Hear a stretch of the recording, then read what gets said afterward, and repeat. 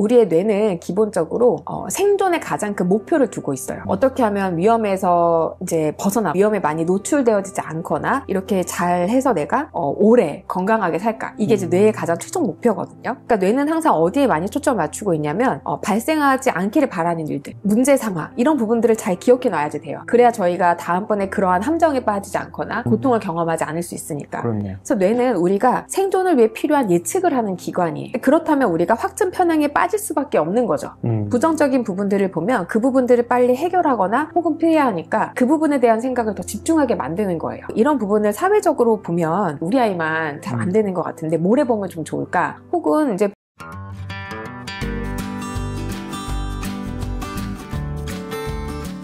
작가님께서는 20년간 4,000번 이상의 아이 학습 관련 강연과 상담을 진행하시면서 부모의 요청으로 후천적 공부머리 성장법을 집필하게 됐다고 들었습니다. 이 공부머리가 후천적으로 충분히 개발되고 향상할 수 있다고 강조하셨는데요. 후천적 공부머리가 무엇이고 어떤 메시지를 전하고 싶으셨는지 궁금합니다. 사실 책을 쓰기 시작했을 때는 부모님들이 아이들의 마음속에 숨겨져 있는 메시지들을 읽으면 좀 더 공부를 하건 혹은 또 아이들을 훈육하건 간에 좀 더 아이들을 이해한 상태에서 좀 더 잘 이끌어 주실 수 있지 않을까. 저도 이제 부모니까 부모로서 살아가면서 이해되지 않으면 화가 나잖아. 근데 좀 화를 조절하는 데 도움이 되지 않을까 하는 생각으로 책을 쓰기 시작했어요. 이 책에 나오는 기질과 지능 그리고 습관 형성에 대한 이 세 개의 카테고리는 아동기 아이들의 부모들이 아이들을 이해하거나 혹은 아이들을 훈육할 때의 어떤 기준점을 찾을 수 있는 그런 이론적인 내용들로 이루어져 있는데, 사실 책을 쭉 쓰면서 행복한 공부 대화나 이런 내용으로 쓰고 싶다는 생각이 있었어요. 후천적이라는 게 무슨 뜻일까? 후천적이라고 하는 것은 어쨌든 계속 변화한다라는 이제 뇌의 가소성을 기반으로 하는 이제 주제인데, 저는 부모 입장에서 이건 포기하지 않는 사랑을 의미한다고 생각해요. 후천적이라고 하는 건 항상 열려있는 가능성인 거죠. 그래서 저희가 아이들을 포기하지 않는 것, 그리고 저는 부모 역할이 가장 중요한 부분이 거기에 있다고 생각해요. 아이들을 포기하지 않는 것, 계속 희망을 갖는 것, 아이들이 어떤 삶을 살게 될지 기대하고 발견하려고 하는 것, 이런 부분들이 중요하다고 생각하는데, 또 후천적이라는 말이 포기하지 않는 사랑을 의미한다면 공부는 저에겐 좀 삶과 완전히 연결되어져 있는 것 같아요. 저희도 공부하잖아요. 책을 쓰면서도 공부를 많이 했고, 책을 쓰고 난 다음에 아쉬움으로도 계속 공부를 하게 되더라고요. 아이들의 습관 형성이라든지 그 습관을 형성하는 과정에서 어떻게 대화할 것인지, 이런 부분에 대한 팁으로 들어가져 있는 책이에요. 머리라는 이름이 이제 공부머리, 이렇게 하면 이제 부모님들은 아이들을 얼마나 성장시킬 수 있을까, 우리 아이의 지능이나 이런 학습력을 얼마나 높일 수 있을까, 이런 부분에 이제 관심을 갖고 계시는데, 사실 이제 성장이라고 하는 건 어떤 상태를 의미하는 것이 아니라 우리가 그렇게 계속 되어가는 과정을 의미한다라고 생각하거든요. 지능의 측면에서 보면 성인 수준의 지능을 갖는 데에는 어쨌든 중학교 3학년에서 고등학교 1학년 이 시기가 지나가야 어른과 좀 흡사한 사고를 할 수 있을 정도로 내가 이제 발달되어지고, 그 이후로도 이제 계속 많이 성장이 되어지지만, 많이 훈육하거나 좀 양육에서 개입을 많이 하는 시기가 아동 청소년기잖아요. 부모가 우리 아이가 어제 이랬어, 혹은 뭐 얘는 항상 이래, 이렇게 말하는 부분들이 과연 진실인가? 어제의 아이와 오늘 아이는 키도 조금 다르고 몸무게도 좀 늘어나고 뇌도 발달되어지고 있는데, 우리 아이가 항상 이래요 라고 말하는 그 이래요의 과거의 부분으로 앞으로도 그럴 것이다 라고 말할 수 있는가, 이 아동 청소년기에. 그런 의미에서 이제 이 성장이라는 그 단어가 저에게 중요하다고 생각하는 건, 저희가 어떻게 아이들을 바라봐야 될 것인가, 어떻게 아이들이 커나갈까, 혹은 우리 아이가 어떻게 변화되어질까, 이렇게 기대하는 방법에 대한 부분들을 이 책에서 좀 담고 싶었다라는 부분들이 책을 쓰고 나니까 더 분명해지는 것 같아요. 그리고 책에는 행복한 공부 대화, 포기하지 않는 삶의 태도, 습관 형성, 이런 메시지를 좀 전해주고 싶으셨던 것 같고, 또 그 성장에 대한 말씀을 해주셨어요. 공부머리라고 하는 것도 결국은 성장의 과정이다. 부모님들께서는 자녀의 어떤 공부 관련된 부분, 성적 관련된 것으로 인해서 불안감을 잘 느끼게 되는데, 결과보다는 성장, 그 과정이 중요하다고 말씀하셨는데, 초등 공부의 3가지 핵심 목적에 대해서 말씀해 주시면 좋겠습니다. 강의 가면 주로 듣는 질문이에요. 아이들이 이제 요즘은 다들 왜 내가 이걸 해야 되는가? 부모에게 이런 합리적인 설명을 요구하잖아요. 왜 내가 해야 되는가? 공부 왜 해야 돼? 막 이렇게 아이들 얘기할 때 연령별로 좀 다르게 접근하셔야 된다고 말씀을 드리거든요. 1학년 아이들 입장에 생각해보면 공부를 처음 시작하는 거죠. 공부가 왜 중요하지? 좋은 대학에 가야 뭐 좋은 직장을 얻을 수 있다. 뭐 이런 얘기들은 사실 이제 1학년 아이들에게는 제가 저학년 자녀를 둔 부모님들께 항상 뭐라고 말씀드리냐면 아이들이 이해할 수 있는 수준에서 공부라는 걸 설명해야 하는데 1학년, 2학년 아이들의 경우에는 학교에 들어가서 처음 공부를 만나는 거니까 마치 부모가 되면 아이들을 먹이고 아이들을 입히고 아이들을 씻기고 하는 일들을 당연히 내 의무로 하게 되어지잖아요. 이런 것처럼 학생이 되었으니까 이제 너는 공부를 해야 되는 거야. 너의 어떤 삶의 한 의무로서 뭐 책임으로서 너가 해야 될 일들을 해나가야 돼. 이렇게 설명을 하라고 말씀을 드려요. 제가 이렇게 이야기하는 건 아이들이 요즘은 저희 때와 달리 너무 즐겁고 행복한 일들이 많은 것 같아요. 저희 때는 즐겁고 행복한 일도 있지만 좀 심심한 순간도 많았고 지루할 때도 많았는데 요즘 아이들은 심심하고 지루한 순간들이 거의 없는 것 같아요. 재미있는 뭐 미디어 기기들도 많고 또 활동들도 많고 이렇게 생각해보면 아이들이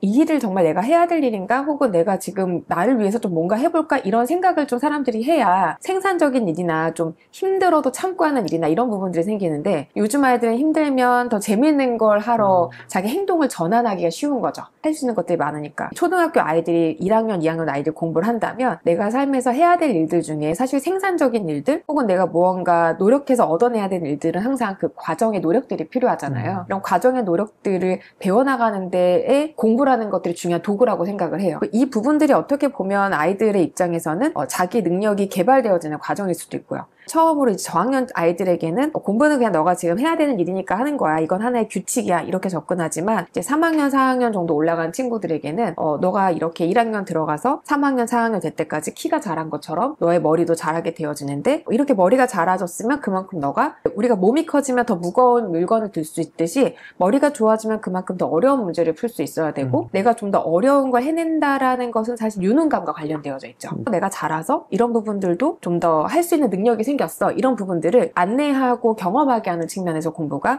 초등학교에는 중요한 부분이라고 생각을 해요. 두 가지가 다 얻어지는 거죠. 어려운 것들을 해내서 내 머리도 좋아지지만 지능도 개발되어지지만 그로 인해서 내가 유능한 사람이라는 걸 발견하고 경험하게 되어지는 것. 이 부분들도 중요한 것 같고 공부라는 게 주어진 정보 안에서 원하는 답을 도출해내는 게 학교에서의 공부거든요. 근데 일상에서의 공부는 좀 그렇지 않은 부분들도 있잖아요. 학교까지 다른 길로 가본다라든지 친구들하고 문제를 해결한다라든지 아니면 내가 좀 심심한데 뭐 하면 재미있게 놀 수 있을까 좀 생각해 본다라든지 이렇게 나를 다루는 것도 이제 어떻게 보면 아이들 성장 과정에서 필요한데 나의 잠재력을 발견할 수 있는 부분들도 저는 학교 학습의 중요한 부분이라고 생각을 해요. 어떤 아이는 글을 쓰면서 즐거울 수 있고 어떤 아이는 뭐 흔치는 않겠지만 수학 문제를 풀면서 재밌다 생각할 수도 있는데 남과 내가 똑같은 노력을 했을 때 좀 다른 결과가 나와진다면 그 안에서 아이들이 자기의 흥미를 발견할 수 있을 거라고 생각이 돼요. 근데 이렇게 잠재력을 발견하는 것도 이제 초등학교 아이들이 공부하는 중요한 이제 목표이긴 한데 자꾸 이런 거 물어봐요. 선생님, 그럼 저는 수학은 싫은데 영어는 좋은데 그럼 잠재력을 발견하는 거니까 좋아하는 것만 하면 안 되냐, 좀 싫은 거는 안 하고 좀 이렇게 아이들은 생각을 하더라고요. 중학교까지 의무교육이잖아요. 아이들한테 그렇게 설명해줘요. 의무교육이라고 하는 거는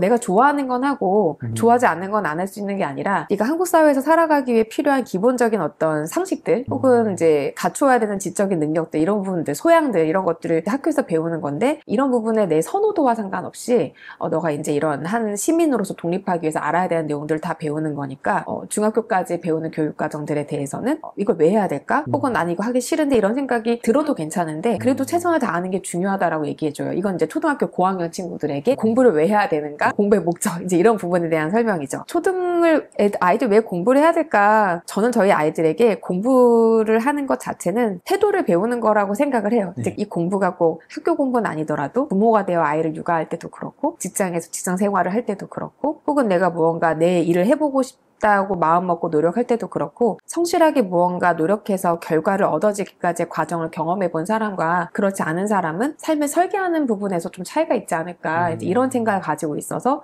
저희 아이들에게는 이제 성실하게 공부를 해야 된다. 잘하고 못하고와 상관없이 이렇게 얘기를 하죠. 성적 이게 중요하다기보다 뭐 안 중요한 건 하지만 그것만 바라보지 말고 이제 어려운 걸 해냈을 때 생기는 유능감 이런 부분도 굉장히 중요하다. 확증 평양에 대해서 한번 말씀을 드려보겠습니다. 부모들이 이제 우리 아이만 못할까 잘하고 있을 수도 있는데 비교를 뭐 너무 잘하는 학생들만 해서 그런가 모르겠지만 이런 확증 평양이 아이를 문제아이로 만드는데 이걸 벗어나기 위한 어떤 부모의 올바른 태도나 마음가짐이 있을까요? 부모들도 좀 우리들의 뇌의 메커니즘에 대한 지식이 필요해요. 우리의 뇌는 기본적으로 생존의 가장 큰 목표를 두고 있어요. 어떻게 하면 위험에서 이제 벗어나 위험에 많이 노출되어지지 않거나 이렇게 잘 해서 내가 오래 건강하게 살까, 이게 이제 뇌의 가장 최종 목표거든요. 그러니까 뇌는 항상 어디에 많이 초점을 맞추고 있냐면 발생하지 않기를 바라는 일들, 문제 상황 이런 부분들을 잘 기억해 놔야지 돼요. 그래야 저희가 다음번에 그러한 함정에 빠지지 않거나 고통을 경험하지 않을 수 있으니까. 그렇네요. 그래서 뇌는 우리가 생존을 위해 필요한 예측을 하는 기관이에요. 그렇다면 우리가 확증 편향에 빠질 수밖에 없는 거죠. 부정적인 부분들을 보면 그 부분들을 빨리 해결하거나 혹은 피해야 하니까 그 부분에 대한 생각을 더 집중하게 만드는 거예요. 이런 부분을 사회적으로 보면 우리 아이만 잘 안 되는 것 같은데 뭘 해보면 좀 좋을까? 혹은 이제 부모님이 이렇게 하신 얘기 들어보면 잘하고 계시는데 저는 괜찮은 것 같다, 충분한 것 같다라고 말씀을 드려도 혹시 내가 빠뜨린 게 있을지 몰라서 불안하다, 이런 말씀 많이 하시거든요. 우리가 다 자본주의 노예라서 그렇다고 말씀을 드려요. 이제 미디어에서 보면 부모가 무엇을 해야 될지 되게 많이 정해줘요. 하물며 어떤 것까지 정해주냐면 이런 걸 먹으면 키가 엄청 많이 큰다. 네, 이런 걸 먹으면 안 좋은 시력도 좋아진다. 이런 걸 먹으면 아이들의 뇌 집중력이 높아져서 학습에 상당히 도움이 된다. 제가 이제 이런 내용들의 강의를 이제 하고 다니니까 한 번은 이제 강의 중에 이제 느린 학습자 관련된 얘기를 한 적이 있었어요. 그랬더니 집에 돌아와서 SNS 켰는데 거기에 광고로 계속 경계선 아이에게 이걸 먹이면 효과가 좋다, 이런 광고가 뜨더라고요.